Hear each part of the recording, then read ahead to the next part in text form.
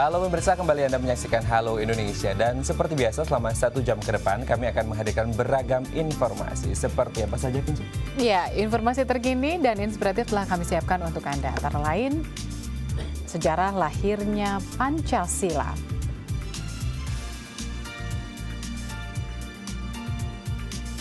Ada pula keberadaan daycare untuk lansia. Ya, dan dalam segmen bincang kali ini kita akan membahas tentang mudik gratis yang diselenggarakan oleh pemerintah. Dan pemirsa, inilah Halo Indonesia.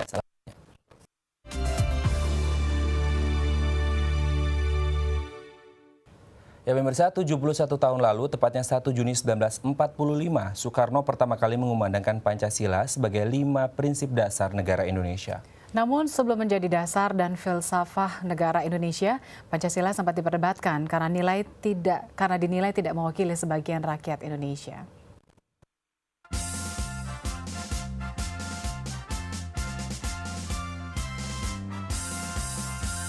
Tanggal 1 Juni diperingati sebagai hari kelahiran Pancasila. Hal ini didasarkan pada peristiwa 71 tahun lalu, saat Soekarno pertama kali mengumandangkan Pancasila dalam pidatonya di depan anggota Badan Penyelidik Usaha Persiapan Kemerdekaan Indonesia atau BPU-PKI. Dalam pidatonya, Soekarno mengusulkan 5 prinsip dasar negara Indonesia yang didasarkan pada asas gotong royong. 5 prinsip itu adalah nasionalisme atau kebangsaan Indonesia, internasionalisme atau perikemanusiaan, mufakat atau demokrasi, keadilan sosial, dan ketuhanan yang berkebudayaan.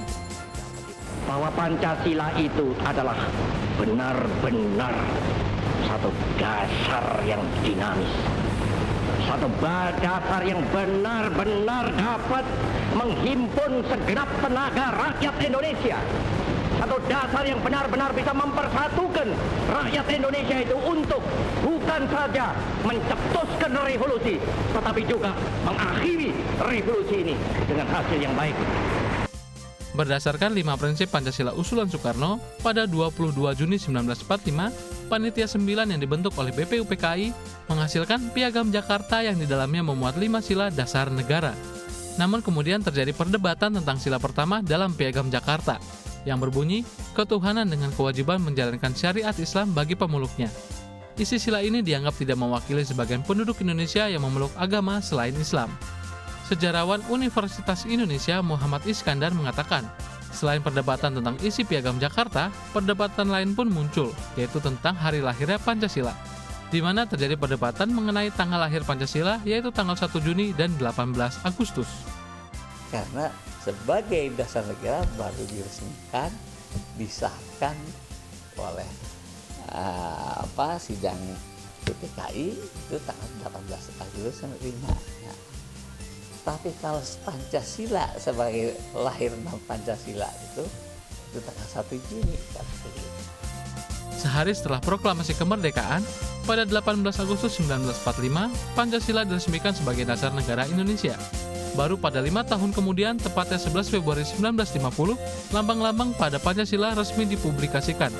Sehingga kini, kita mengenal Garuda Pancasila sebagai lambang negara Indonesia. Tim Liputan, DAI TV. Ya, tidak dapat dipungkiri bahwa keberadaan Pancasila sebagai dasar negara menjadi pemersatu bagi bangsa Indonesia meski memiliki banyak keberagaman, baik budaya, bahasa, agama, dan lain sebagainya. Nah, bagaimana masyarakat Indonesia sebaiknya menyikapi keberadaan Pancasila sebagai sarana pemersatu bangsa? Berikut petikan wawancara dengan sejarawan Indonesia. Kalau menurut saya sampai yang sekarang melihat bangsa kita itu bangsa yang sangat pluralistis ya. Secara budaya, secara etnis, ya. Nah, Pancasila itu bisa menampung semua. Saya kira masih bisa sampai sekarang masih belum ada lagi rumusan yang bisa menampung seperti Pancasila. Butir-butirnya di Pancasila itu dari mulai sila pertama, sila sampai ini masih bisa, ya, tidak ada masalah. Karena di sana kita kelihatan sangat tidak diskriminatif. Jadi bisa menerima siapa saja. Hanya seringkali dalam prakteknya bangsa kita seringkali dimanipulasi oleh kepentingan budaya dari luar dengan dalih Pancasila. Pancasila merupakan ideologi bangsa yang menjadi pedoman hidup masyarakat Indonesia. Oleh karena itu, kelima sila dalam Pancasila wajib diimplementasikan dalam materi pendidikan dasar yang harus diterapkan sejak dini. Ya, namun apakah kelima sila ini sudah terimplementasi dengan baik dalam kurikulum pendidikan dan dimengerti oleh para peserta didik? Mari kita simak dalam tayangan berikut ini. Pendidikan Pancasila merupakan edukasi nilai-nilai yang bertujuan untuk membentuk sikap positif manusia Indonesia sesuai dengan sila yang terkandung dalam dasar negara, yaitu Pancasila.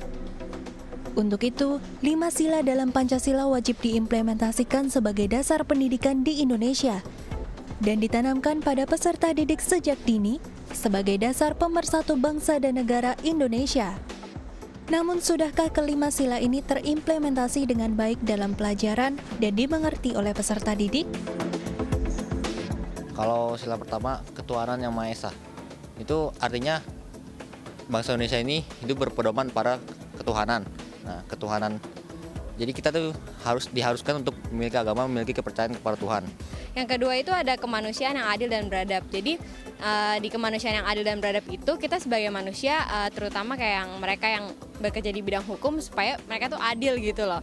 Jangan seperti kasus-kasus yang sedang terjadi, biasanya yang kasusnya kecil hukumannya gede. Yang ketiga, Persatuan Indonesia. Ini menyangkut seperti Bhinneka Tunggal Ika. Walaupun kita berbeda-beda, tetapi Indonesia harus tetap satu. Terus yang keempat itu kerakyatan yang dipimpin oleh hikmat kebijaksanaan dalam permusyawaratan perwakilan. Nah, dari situ kan ada kata-kata mufakat, musyawarah gitu.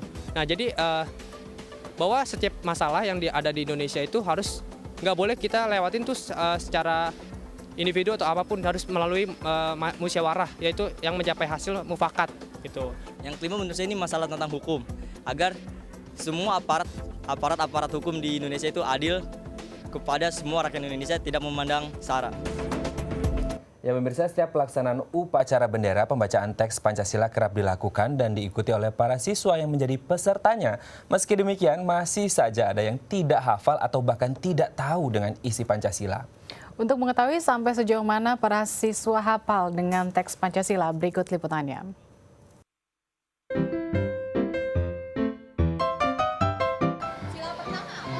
Satu, ketuhanan yang Maha Esa. Ketuhanan yang Maha Esa. Ketuhanan yang Maha Esa. Ketuhanan yang Maha Esa. Ketuhanan yang Maha Esa. Dua, kemanusiaan yang adil dan beradab. Aku lupa semuanya.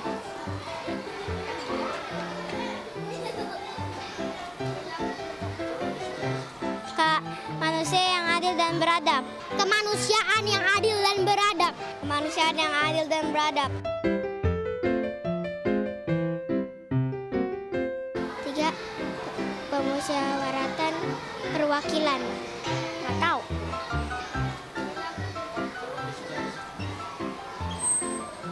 Persatuan Indonesia. Persatuan Indonesia. Persatuan Indonesia. Kerakyatan yang dipimpin oleh hikmat kebijaksanaan perwakilan.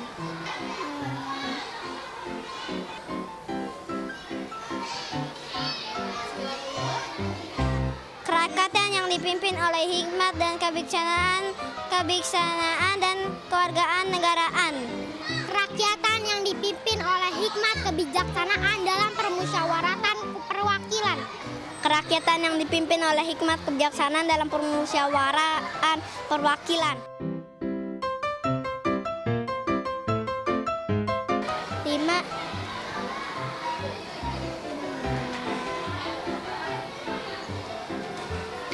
nggak tahu juga. Ada apa ya? Keadilan sosial bagi seluruh rakyat Indonesia. Keadilan sosial bagi seluruh rakyat Indonesia. Ya. Itu nggak adil, karena cuma anak kecil. Oke. Kita nggak lihat yang dewasanya. Harusnya ya. ditanya yang juga dewasa ya, Iya. biar jadi duta Pancasila juga. Iya, betul. Ya, pemirsa, selanjutnya kami akan membahas tentang mudik gratis ke kampung halaman yang difasilitasi Kementerian Perhubungan. Namun setelah jeda berikut, tetap bersama kami di Halo Indonesia.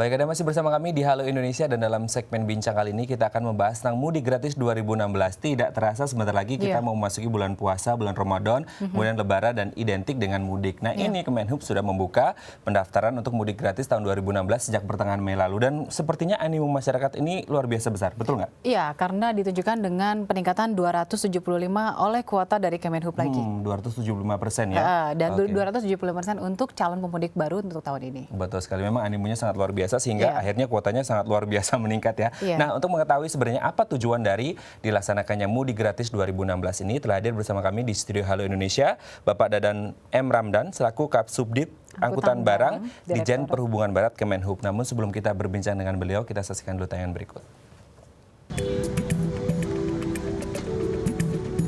Program mudik gratis kembali diadakan oleh Kementerian Perhubungan Republik Indonesia.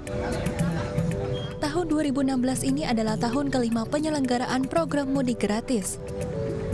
Berbeda dengan tahun lalu, kini para pendaftar mudik gratis tidak perlu lagi mendatangi kantor Kementerian Perhubungan, karena pelayanan bagi para calon pemudik sudah dilaksanakan di 28 titik yang tersebar di 5 wilayah, yaitu Jakarta, Bekasi, Depok, Tangerang, hingga Tangerang Selatan. Program mudik gratis 2016 dilakukan demi mengurangi kepadatan lalu lintas serta menekan angka kecelakaan pemudik, khususnya pengguna sepeda motor. Seperti tahun sebelumnya, terdapat dua cara yang bisa dipilih oleh calon pemudik saat mendaftarkan diri, secara online maupun offline. Jika ingin mendaftarkan online, Anda dapat membuka portal mudikgratis.debhub.go.id, masukkan data-data yang dibutuhkan, lalu verifikasi dokumen maksimal 3 hari di kantor Dinas Perhubungan Tangerang, Tangerang Selatan, Depok, ataupun Bekasi. Jika Anda ingin mendaftarkan diri secara offline, Anda dapat mendatangi booth pendaftaran dengan jadwal yang sudah ditentukan. Booth pendaftaran dibuka sejak jam 8:30 pagi hingga jam 4 sore. Setiap pemudik harus melampirkan dokumen yang dibutuhkan seperti KK, KTP, SIM, dan STNK. Baik pendaftaran secara online maupun offline akan ditutup pada tanggal 12 Juni 2016 mendatang. Baik, ini kalau kita berbicara tentang mudik, 5 huruf, 1 kata ini menjadi sesuatu yang sangat, euforianya sudah mulai terasa ya. Iya, bahkan dari setahun sebelumnya. Betul sekali, memang setiap tahun juga ya. Iya. Oke, kita langsung sapa narasumber kita hari ini ada Pak Dadan. Halo Pak Dadan. Selamat pagi. Selamat pagi, selamat datang di Halo Indonesia Pak Dadan. Oke, Pak Dadan, ini kalau kita lihat euforia setiap tahun akan selalu ada. Dan sebenarnya tujuan tahun ini adalah 275% meningkat dari tahun lalu 2015 dan sekarang dari 3.200 pemudik tahun ini menjadi 12.000 pemudik dengan 12.000 motor dengan 24.000 pemudik. Dengan peningkatan 275% ini, apa sebenarnya tujuan yang ingin dicapai oleh Kemenhub? Jadi dilaksanakannya mudik gratis ini bertujuan pertama adalah untuk menekan angka kecelakaan karena berdasarkan hasil evaluasi kami dari penyelenggaraan angkutan lebaran tahun kemarin itu angka kecelakaan yang melibatkan sepeda motor selama periode angkutan lebaran masih cukup tinggi. Data dari Polri menyatakan ada 22% terjadi penurunannya. Ya, jadi angkanya di tahun 2015 masih sekitar 3.049 kejadian kecelakaan. Masih tinggi, memang menurun dari tahun 2014. Seperti itu. Yang kedua, sebetulnya kita ingin mengedukasi masyarakat, khususnya para pemudik yang menggunakan sepeda motor untuk lebih peduli terhadap aspek keselamatan. Karena bagaimanapun juga dengan menggunakan sepeda motor untuk mudik dengan jarak yang sangat jauh tentu itu akan sangat melelahkan. Yang ketiga sebenarnya kita ingin secara bertahap mengajak masyarakat untuk lebih menggunakan angkutan umum untuk melaksanakan kegiatan mudiknya dibanding mereka menggunakan sepeda motor. Dan yang keempat adalah kita juga tentu tujuannya adalah untuk mengurangi kepadatan lalu lintas di ruas-ruas jalan. Untuk lokasinya di mana saja Pak pelayanan yang disediakan untuk mudik gratis ini? Untuk pelayanan mudik gratis untuk ada 2 pendaftaran. Pertama secara online, jadi secara online ini tahun kedua, jadi para pemudik bisa langsung melalui handphonenya masing-masing. Yang kedua secara offline kita yang tetap itu ada di 4 kantor Dishub, di Tangerang, di Polres Pelawat, di Tangerang Selatan, kantor Dishub di Serpong, kemudian di kantor di Depok dan di Bekasi seperti itu. Kemudian selain itu juga kita ada membuka tempat-tempat pendaftaran offline lainnya, ada yang di kantor-kantor kecamatan, ada di pasar, dan tempat-tempat keramaian lainnya sesuai dengan jadwal yang tertera disampaikan tadi. Oke, jadi kalau kita berbicara tentang pendaftaran secara online, alamat situs yang bisa diakses oleh warga di alamat mana, dan kemudian apa yang harus diisi di kolom-kolom di situs itu, apakah perlu mengunggah foto KTP atau seperti apa? Jadi silakan klik di mudik gratis debhub.co.id seperti Mudik itu. gratis debhub.co.id. Dan lalu apa saja yang diisi? Apa cuma KTP atau? Jadi di situ ada data identitas diri, kemudian juga data terkait dengan kendaraannya itu motornya, karena kita mudik gratis untuk pengguna sepeda motor. Jadi tentu untuk menjadi pemudik di kegiatan ini harus punya sepeda motor seperti itu. Tapi motornya dipisah ya Pak ya? Terpisah ya? Atau diangkut atau memang tidak? Ditinggalkan Motornya saja? diangkut. Motornya Jadi untuk penumpangnya kita menggunakan bus, untuk motornya kita menggunakan truk. Seperti itu. Baik Pak Dadan, nanti kita akan tanya seperti apa yang tadi kan sudah diterangkan bahwa lewat online dan juga offline. Nanti kita lihat seperti apa yang untuk offline ya Pak. Namun setelah jeda berikut. Pemirsa jangan kemana-mana, tetap bersama kami di Halo Indonesia.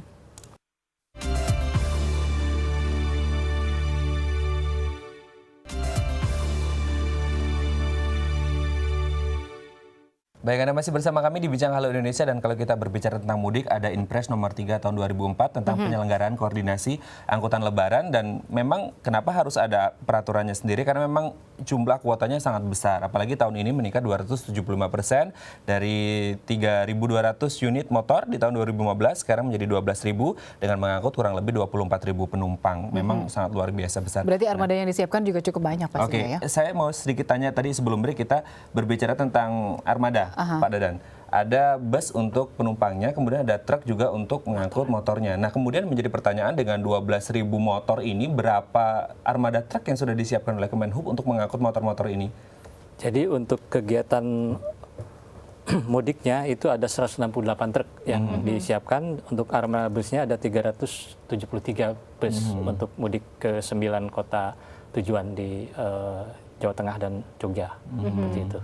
Dan mereka dikumpulkan di tempat titik poin tertentu ya Pak ya? Betul. Dan untuk pertemuannya itu ada pukul dari pagi hingga malam? Jadi untuk truk kita mulai mengumpulkan tanggal 29 dan tanggal 30. Jadi motornya dulu ya Motornya Pak ya? dulu sehari sebelumnya itu di kantor Perum Bulog di PC Regional 1 di Kelapa Gading seperti itu.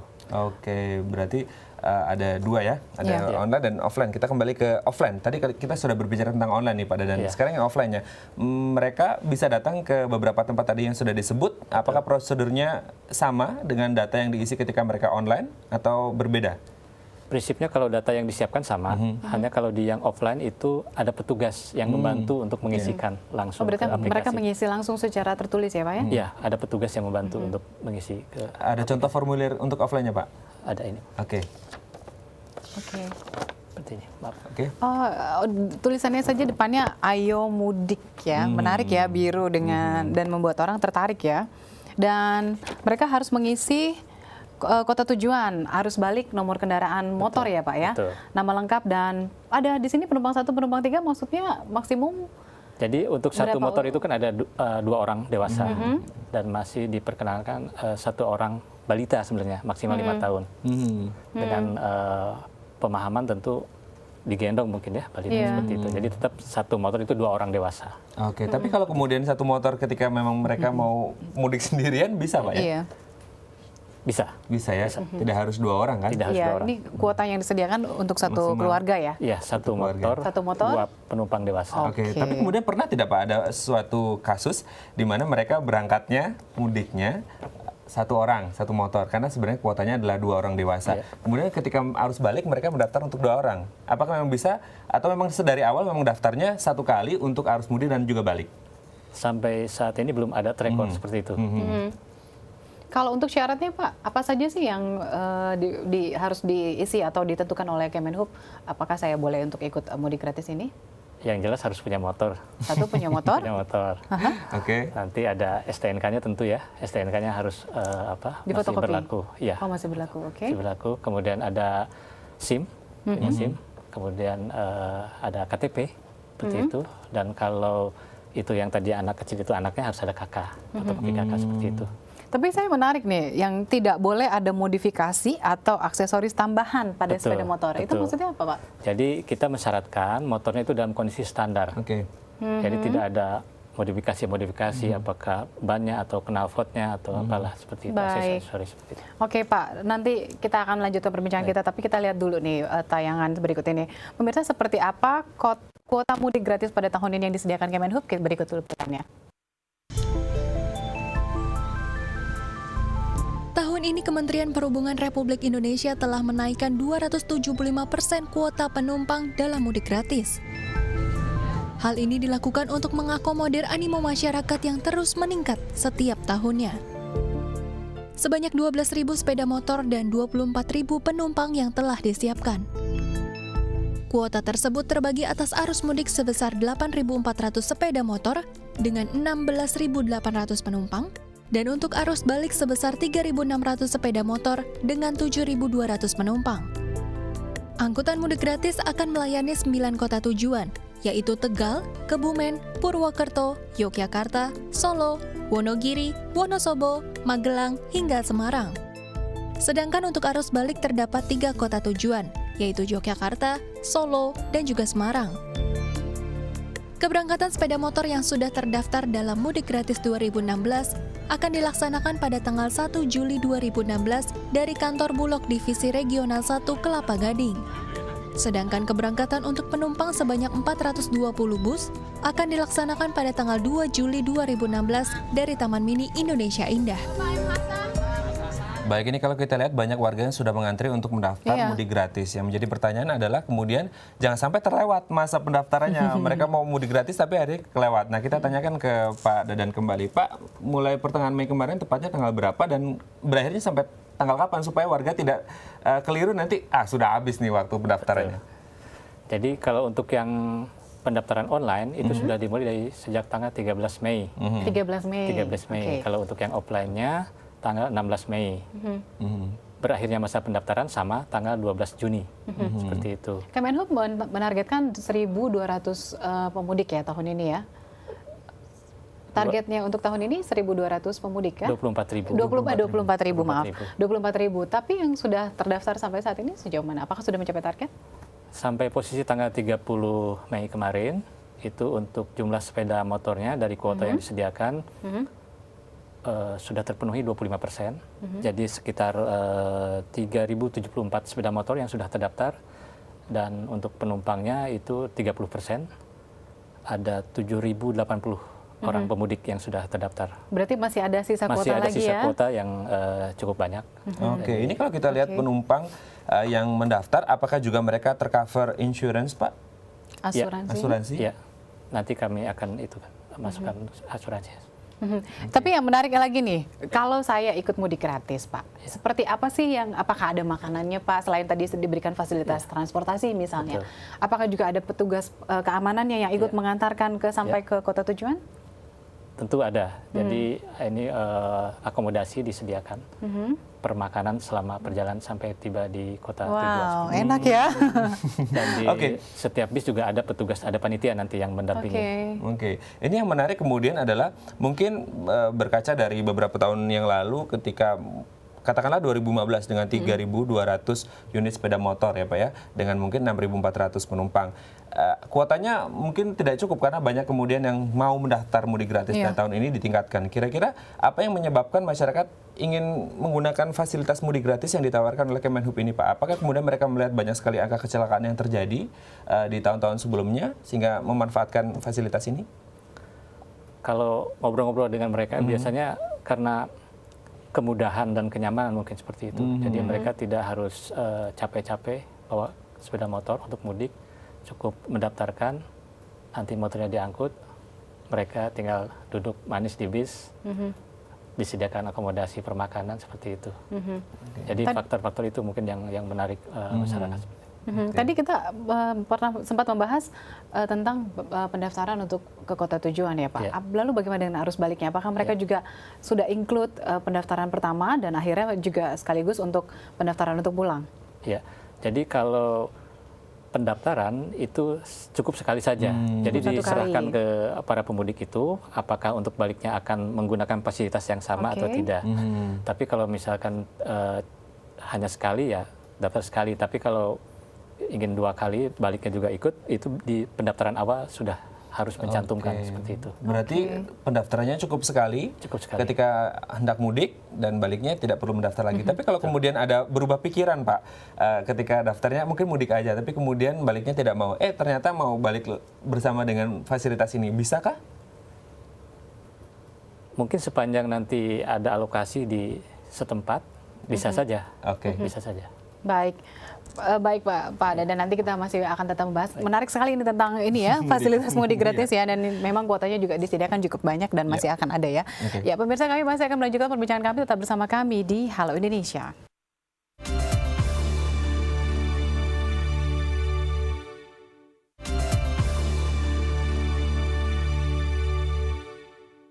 Baik, Anda masih bersama kami di Bincang Halo Indonesia, berbicara atau membahas tentang mudik ini memang tidak ada habisnya, karena memang setiap tahun selalu terjadi. Dan yang menjadi salah satu target, selain kemudian kuotanya naik 275% tahun ini, adalah ada satu target lagi yang luar biasa besar dari Kemenhub, adalah zero accident atau 0 kecelakaan. Nah, mungkinkah kemudian usaha ini dilakukan oleh Kemenhub, mengingat ini tidak terjadi hanya untuk fasilitas mudik gratis yang disediakan oleh Kemenhub, tapi secara keseluruhan di seluruh Indonesia. Kita tanyakan kepada Pak Dadan, mengingat tentang zero accident, apakah memang akan tercapai optimis nih Pak? Jadi mengenai zero accident transportasi umum ini memang arahan Bapak Menteri Perhubungan pada saat rakor angkutan lebaran tanggal 27 Mei 2016. Dan ini berlaku untuk semua moda. Untuk kegiatan mudik gratis ini, kita akan menindaklanjuti itu. Jadi terhadap kendaraannya, semuanya kita akan periksa, akan dilakukan rem cek oleh rekan-rekan dari Direktorat Pembinaan Keselamatan dan Direktorat Sarana, seperti itu. Kemudian untuk pengemudinya pun nanti akan dikumpulkan, diapelkan, akan diberikan bimbingan pembekalan sebelum dia mengoperasikan armadanya pada saatnya, tanggal 1 dan tanggal 2, seperti itu. Tentu Kemenhub pasti pernah mengalami kendala. Nah, kira-kira hasil evaluasi setiap tahun ini apa saja Pak kendala yang dihadapi oleh Kemenhub? Kendalanya lebih bersifat teknis operasional mungkin ya, seperti itu. Seperti apa contohnya? Kalau misalkan kita ingin laksanakan mudik gratis armadanya itu tanggal 1, tentu idealnya kita butuh daftar kendaraan yang bisa dioperasikan pada saat itu, pada saat tanggal 1. Nah, ini kami masih mengalami kendala teknis seperti itu karena dari operator yang disewa itu belum bisa menyampaikan itu. Demikian juga dengan pengemudinya gitu pada saat itu. Sehingga itu kami mungkin perlu fleksibel di lapangan seperti itu. Intinya bahwa terhadap kendaraannya nanti semuanya harus kami periksa dan pengemudinya diberikan pembekalan seperti itu. Ada operator nakal tidak Pak? Dari evaluasi kemarin kalau untuk mudik gratis, alhamdulillah nggak ada, tertib semua. Hanya memang ada terdata waktu itu satu armada truk yang tidak tahu medan ya, jadi terlewat kota tujuannya. Gitu. Oke, ini kalau kita berbicara tentang spot pemberangkatan Pak, ini kan ada 9 tempat untuk berangkat mudik dan 3 untuk yang arus balik. Kemudian apa bedanya? Berangkat mudik 9, arus balik cuma 3. Apakah kemudian ketika kita berbicara jalur dari menuju Yogyakarta itu kan melewati Kebumen. Nah, apakah nanti pemudik yang dari Kebumen bisa menunggu di Kebumen atau mereka juga harus ke Jogja untuk berkumpul? Jadi penentuan titik-titik kota tujuan mudik dan arus balik ini memang berdasarkan evaluasi data tahun-tahun sebelumnya, karena udah hampir 5 tahun seperti itu. Dan untuk titik Semarang pun ini titik baru untuk tahun ini. Karena untuk moda angkutan laut tahun ini tidak diadakan mudik gratis seperti itu. Kenapa Pak? Itu perintah dari Pak Menteri, hasil evaluasi ada seperti itu. Kemudian untuk Jawa Barat seperti Tasik dan Cilacap itu 3 tahun yang lalu itu ada. Tapi karena peminatnya sangat kurang, itu kita hapuskan dari penyelenggaraan mudik gratis seperti ini. Untuk kegiatan yang dari Jogja tadi yang ditanyakan Mas Budi itu, kita tidak ngangkut penumpang di jalan. Jadi kalau memang ada di Kebumen, ya silahkan untuk baliknya itu nanti dari Jogja seperti itu. Oke.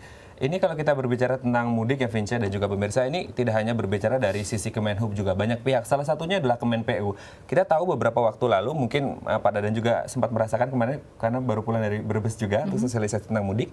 Ini di salah satu ruas jalan tol Cipali ini amblas Pak, sejauh 30 meter. Apakah sudah ada koordinasi dengan Kemenpu untuk mengantisipasi hal-hal infrastruktural? Sudah, dari rakor tanggal 27 Mei itu, kemudian kemarin rakor lintas batas yang diselenggarakan oleh Polri di Brebes, itu sudah didapat komitmen dari Kementerian PU bahwa seluruh jalur angkutan lebaran itu akan siap pada saatnya. Tadi Bapak sempat mengatakan bahwa ada evaluasi, ada sosialisasi ya Pak di Brebes. Nah, di Brebes, ya di Brebes. Nah, bagaimana hasil sosialisasi? Apakah kan tadi berarti ada tidak hanya di Jakarta saja kan, berarti ada sosialisasi, ada juga di daerah-daerah lain. Bagaimana animo masyarakat di daerah? Jadi kemarin itu rakor lintas batas terkait angkutan lebaran yang diselenggarakan oleh Polri. Jadi lebih ke sifatnya keamanan dan teknis operasional, nanti simulasi-simulasi di daerah-daerah sana. Kalau nanti pada saatnya terjadi kepadatan lalu lintas seperti itu. Oke. Hanya evaluasi yang bersifat melihat situasi jalanan ya Pak ya. Oke. Mungkin ada yang ingin Pak Dadan sampaikan kepada calon para pemudik yang ingin mudik tahun ini, apakah yang harus saja disiapkan oleh mereka supaya perjalanan mudik tahun ini berjalan lancar Pak? Jadi pertama kepada para pemudik yang sudah daftar, tentu nanti jangan lupa helmnya dibawa. Tetap harus bawa helm ya? Bawa helm. Helmnya dibawa di atas busnya kah atau dibawa sendiri helmnya? Dibawa sendiri. Helmnya dibawa sendiri. Kemudian juga spionnya, karena pada saat akan harus dicopot. Itu jangan lupa dibawa. Dan tentu yang tak kalah lupa itu bukti kepesertaan. Bapak bilang jangan lupa, berarti memang itu yang paling banyak yang sering dilupakan ya Pak? Dari beberapa kali mudik gratis ya Pak? Ya, seperti itu mungkin. Bagaimana dengan apakah si pemudik gratis tadi harus membawa obat-obatan dan juga perlengkapan bayi yang memang membawa balita? Akan lebih baik memang seperti itu. Tapi yang jelas kalau ada kendala di lapangan, kita di setiap bis itu ada memang panitia. Oke, ini kalau kita berbicara tentang pemudik, tidak semuanya adalah pengemudi, ada juga kaum disabilitas. Apakah memang disediakan fasilitas disabilitas di dalam bus? Kita alokasikan untuk setiap bis itu 2 tempat duduk untuk para penyandang cacat ini. Oke, ada 2 tempat duduk. Tempat duduk, 2 seat untuk satu perjalanan ya Pak? Untuk setiap bis. Untuk setiap bis. Oke, dan memang ada petugasnya kah di situ Pak? Atau ada petugas sendiri yang memang mengurusi itu ya? Ya, nanti pada saat menaikkan di Taman Mini ya. Oke. Baik Pak, apa harapan Bapak untuk mudik gratis tahun 2016 ini? Selain ya tadi ya kita sudah bahas yaitu zero accident. Iya. Kalau untuk pemudik tentu harapannya bisa datang sesuai dengan jadwal yang sudah ditetapkan agar kita bisa melaksanakan kegiatan ini dengan lancar ya, tidak ada penumpukan ya Pak ya? Betul, seperti itu. Nanti dari panitia juga berkoordinasi dengan kepolisian di lapangan akan mengatur bagaimana supaya sirkulasi busnya juga bisa lancar. Baik, oke. Semoga lancar ya Pak ya, Pak Dadan ya, tahun ini ya Pak ya. Pak Dadan juga mudik Pak? Mudik ya. Dan semoga mungkin ada tapi kita mungkin mudiknya sesempatnya aja. Sesempatnya ya. Karena melayani masyarakat. Kita tetap ada tugas. Nah, ini yang harus kita apresiasi ya sebenarnya dari teman-teman di Kemenhub, karena walaupun mereka juga mudik, tapi mereka juga harus tetap melayani masyarakat yang ingin juga mudik. Kamu nggak mau request? Kamu kan ke Lampung. Apakah ada pemudik gratis ke Lampung itu? Kan tadi dibilang sudah tidak ada. Baik, terima kasih Pak Dadan sudah hadir di Halo Indonesia. Ya pemirsa, kami masih memiliki beragam informasi lainnya, tetap bersama kami di Halo Indonesia.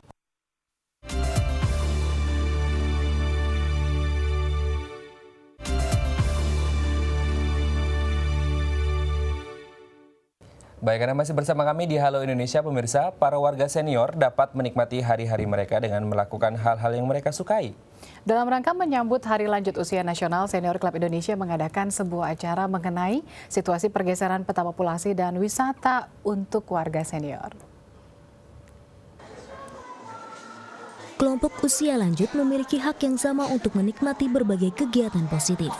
Salah satunya dengan menikmati perjalanan wisata yang cocok dengan lansia. Seperti kegiatan informasi wisata untuk lansia ini. dihadiri oleh anggota Senior Club, sebuah klub eksklusif di bilangan Pantai Indah Kapuk, Jakarta Utara, yang menjadi tempat bersosialisasi masyarakat usia di atas 60 tahun. Di tempat ini, anggota Senior Club mendapatkan informasi tentang wisata yang tepat sesuai usia mereka. Pilihan wisata religi dan budaya menjadi tujuan wisata yang saat ini banyak berkembang dan ditawarkan kepada wisatawan lansia. Dengan perlakuan dan pelayanan khusus seperti lamanya paket perjalanan, fasilitas transportasi dan pelayanan pendamping wisata menjadikan paket wisata lebih menarik.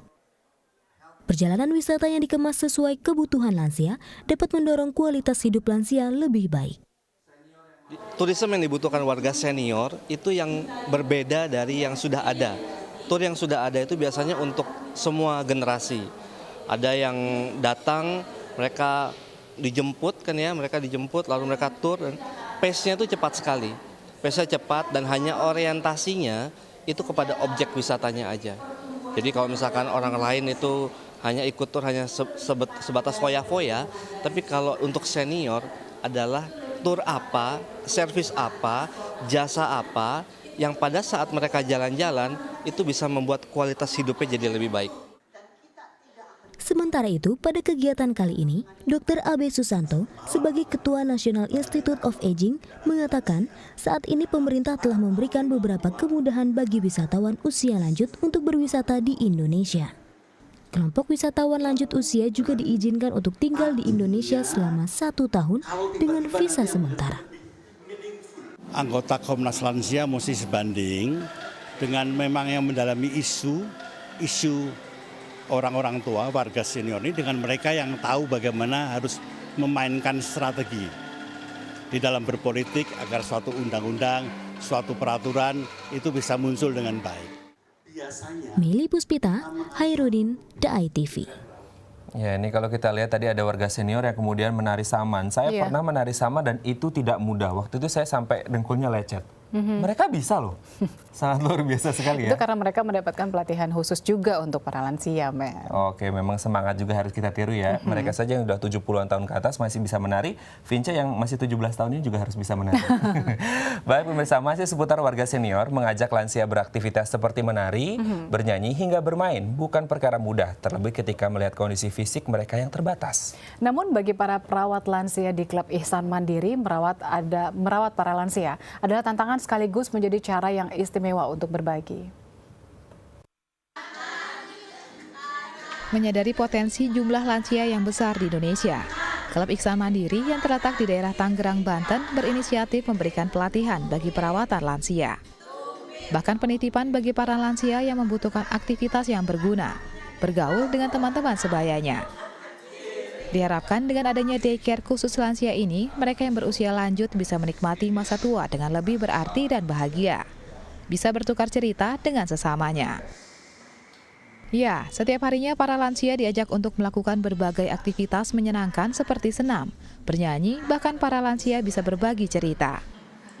Tak hanya diajak melakukan kegiatan menyenangkan, di tempat perawatan harian lansia ini, para oma didampingi perawat yang profesional di bidangnya dan mendampingi dengan penuh kasih. Seperti yang dirasakan oleh Lirna, wanita 31 tahun yang telah menekuni bidang perawatan bagi lansia selama 5 tahun ini.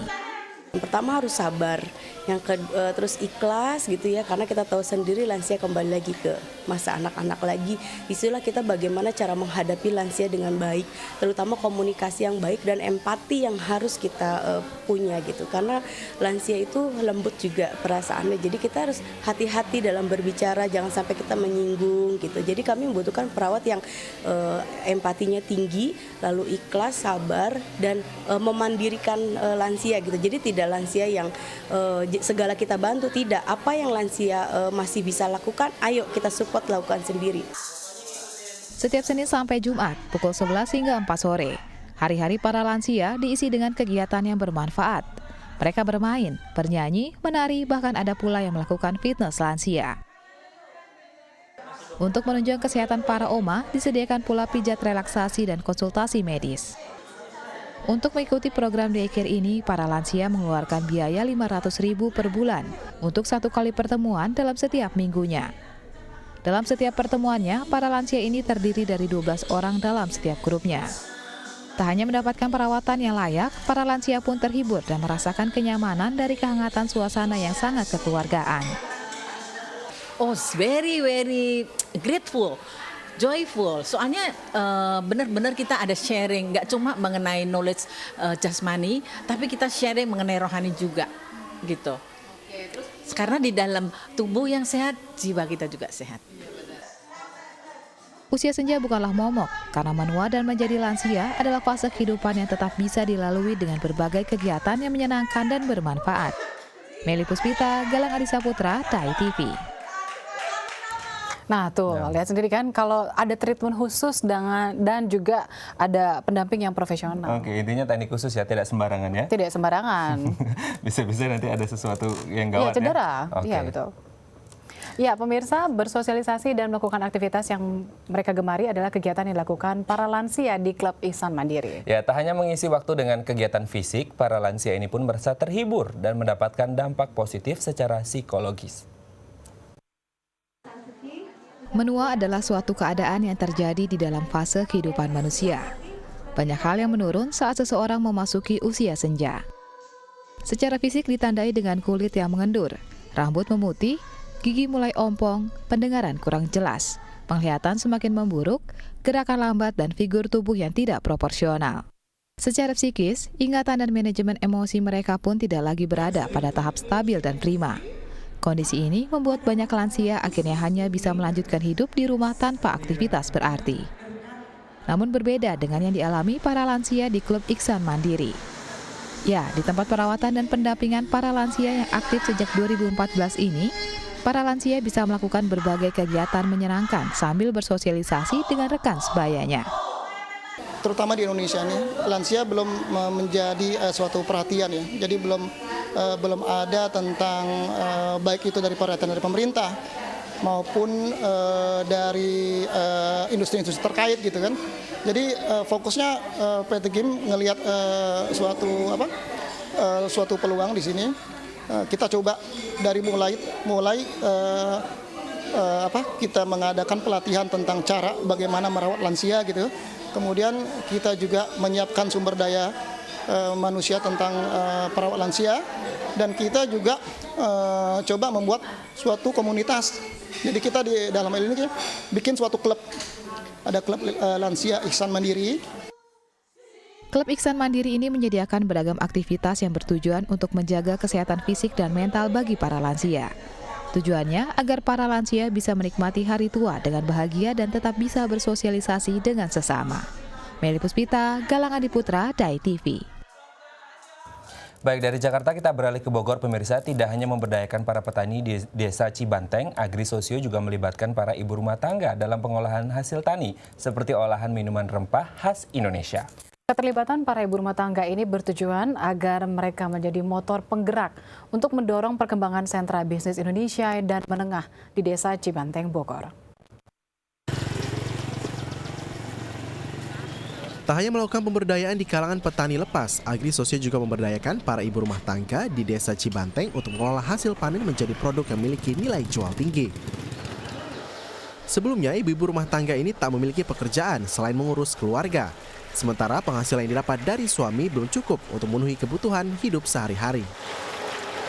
Melalui lembaga pengembangan desa setempat, Agri Sosio menyeleksi para ibu rumah tangga berdasarkan kompetensi, komitmen, dan karakter. Dan terpilihlah 12 ibu yang dipercaya untuk mengolah hasil panen tani.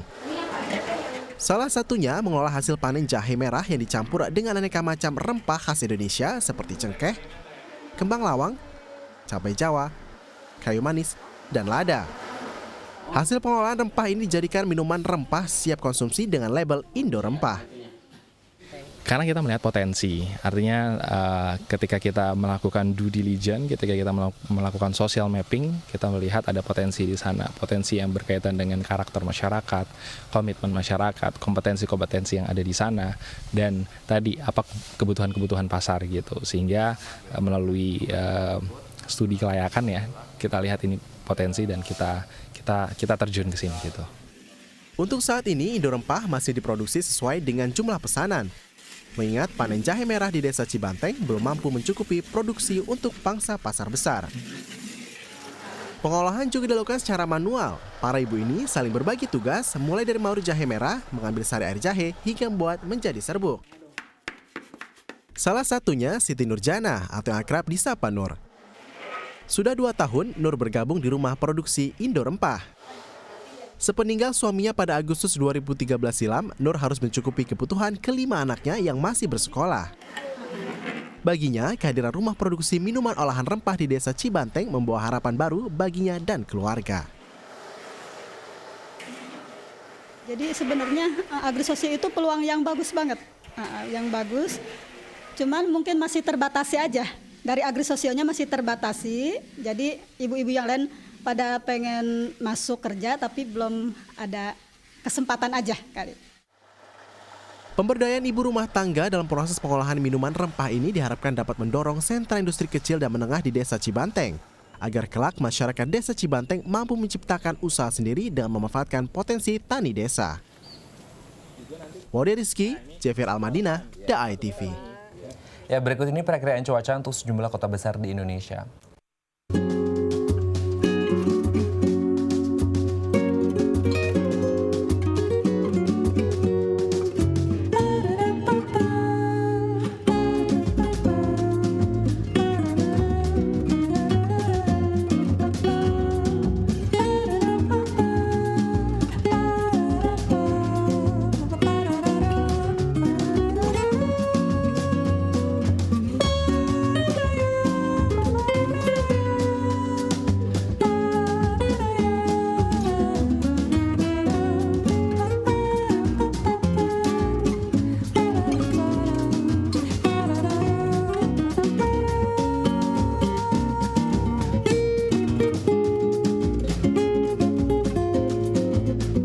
Ya, pemirsa, sekian perjumpaan kita hari ini. Saksikan terus Halo Indonesia dari Senin hingga Jumat di waktu yang sama. Ya, jangan lupa follow Twitter kami di @daaya_tv dan @haloindo.itv. Saya Pinjar Bintang. Dan saya Raden Madlias, mewakili seluruh kru yang bertugas, pamit undur diri. Sampai jumpa dan selamat beraktivitas.